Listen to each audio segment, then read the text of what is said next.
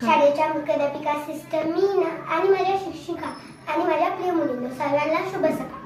मी ओळखले का मी कोण? मी सावित्री फुले बोलत आहे.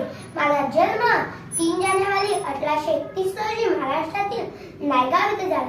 त्या काळात स्त्रीला शिक्षणाचा अधिकारच नाही असे समाज मानत होते. पण माझ्या आयुष्यात ज्योतिराव फुले यांच्यासारखा दूरदृष्टीचा विचारवंत पती लाभला आणि माझे जीवनच बदलून गेले. ज्योतिरावांनी मला शिकण्याची प्रेरणा दिली. समाजाने विरोध केला, अपमान केला, पण मी मागे हटले नाही.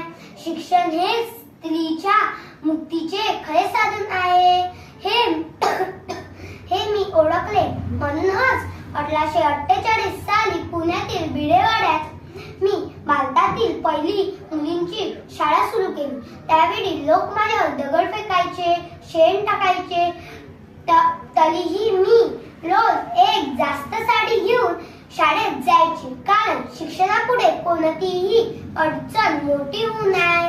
मी केवळ शिक्षिका नाही तर समाज सुधारत होते. विधवांचे हाल पाहून माझे मन व्यथित झाले. बालहत्या थांबवण्यासाठी मी प्रयत्न केला. थँक्यू.